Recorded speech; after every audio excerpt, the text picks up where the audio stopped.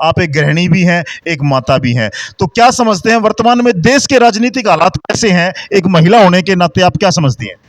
देखिए जी, पहले तो राजनीतिक हालात देश के ठीक नहीं है। सबसे पहले तो महंगाई, फिर बेरोजगारी, फिर बच्चे यहाँ पर 75% रोजगार देने की बात हुई थी। 5 साल तक हमारे सांसद थे अरविंद शर्मा, हमें तो एक बार भी दिखाई नहीं दिए।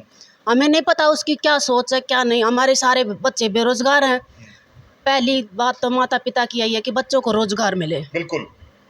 दूसरी बात है जी, हमारे गांव में पानी की बहुत दिक्कत है, पीने का पानी नहीं है और अनेक ऐसी प्रॉब्लम है जो शर्मा जी तो कभी आकर देखते ही नहीं। अच्छा, आपको लगता है कि इस बार अगर आप बदलाव चाहते हैं या आप दूसरी पार्टी को चुनेंगे तो जो नई पार्टी आएगी वो कुछ कर सकती है? हाँ जी, दीपेंद्र हुड्डा जी हमारे लिए सबसे अच्छे सांसद होंगे जी। और वो बच्चों से, बुजुर्गों से, महिलाओं से, सबसे अच्छी तरह मिलते हैं। अच्छा, एक बात बताओ आप, जैसे यहाँ आप कह रहे हैं कि पीने के पानी की समस्या है या बेरोजगारी की समस्या है, इस तरह को लेकर के कभी कोई आवाज़ उठती है? जैसे आपको लगता है कि आवाज़ उठनी चाहिए, संसद के कानों तक पहुँचना चाहिए, ऐसा कुछ प्रयास होता है? जी, हमारी आवाज़ उठाने का काम तो दीपेंद्र हुड्डा ही कर सकते हैं। अरविंद शर्मा तो कभी संसद पहुँचते ही नहीं, तो वो आवाज़ कहाँ से उठाएंगे। तो आपको लगता है कि इस बार यहाँ से कुछ बदलाव होना चाहिए, ये आपकी सोच है? हमारी यही सोच है जी, यहाँ से बदलाव होगा। 99% बदलाव होगा, 1% तो कह नहीं सकते। तो इतने कॉन्फिडेंट कैसे हैं आप? क्या कारण है जो आप इतने आत्मविश्वास से कह रहे हैं? उनके साथ जी युवा हैं, बुजुर्ग हैं, माताएं हैं, बहनें हैं। अगर हमारा सांसद 5 साल में एक बार भी हमारे गांव में नहीं आता तो उसके साथ कौन खड़ा होगा जी। चलो, अब मैं बात करता हूं भारतीय जनता पार्टी की और कांग्रेस की।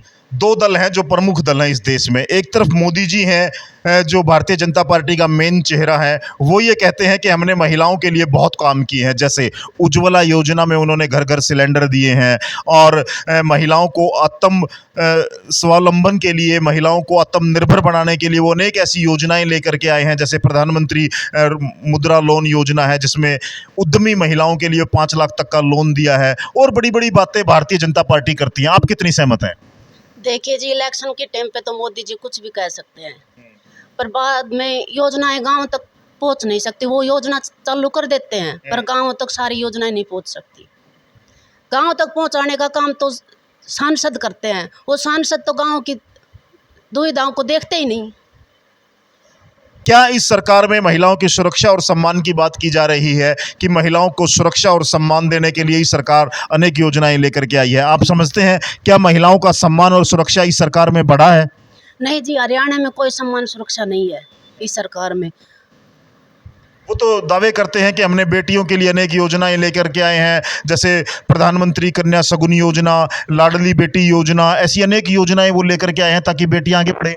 जी, केंद्र में तो मोदी जी कर देते हैं, लेकिन हमारे स्टेट में तो कोई, मनोहर लाल खट्टर जी थे पहले, अब नायब सैनी जी हैं, वो तो बोल भी नहीं सकते अच्छी तरह से। वो योजना क्या लागू करेंगे। चलिए, कहने का मतलब ये है कि आपका स्टेट गवर्नमेंट कमजोर है, लेकिन मोदी जी की नीतियों से आप समझते हैं कि मोदी जी की नीतियां ठीक है। अब मैं बात कांग्रेस की करता हूं जी। कांग्रेस के कार्यकाल में आप एक ऐसी योजना बताओ जिसमें महिलाओं का भला हुआ हो, या आप समझते हो कि उन्होंने महिलाओं के लिए काम किया? जी, हुड्डा साहब ने एक योजना लागू की थी, पदक लाओ और पद पाओ, और एक कई बेटियां डीएसपी भी लगाई थी। तो हुड्डा साहब की इस योजना से हम बहुत खुश हैं। अंत में मैं आपसे एक प्रश्न करना चाहता हूं, जो वर्तमान में कांग्रेस की सरकार है, आपको लगता है कि कांग्रेस की सरकार आने के बाद महिलाओं का हित होगा, और होगा तो क्या भला वो कर पाएंगे? अजय, सबसे पहले तो महिलाओं का रसोई का बजट होना चाहिए। उसमें हुड्डा साहब ने कहा है कि जो आज 1100 का सिलेंडर मिल रहा है वो 500 का कर देंगे।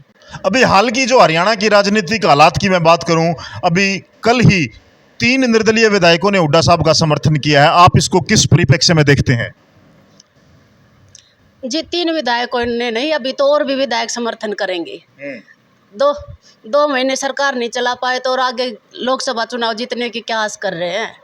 राम राम जी। राम राम जी। अच्छा, सरकार कौन सी अच्छी है महिलाओं के लिए, कांग्रेस या भाजपा? कांग्रेस अच्छी है जी, हमारे हक में तो कांग्रेस अच्छी है जी। कैसे, मतलब महिलाओं के लिए क्या खास काम करती है वो जो आपको अच्छी लगती है? सारे खास काम करे है कांग्रेस। एक आध गिनाओ जी।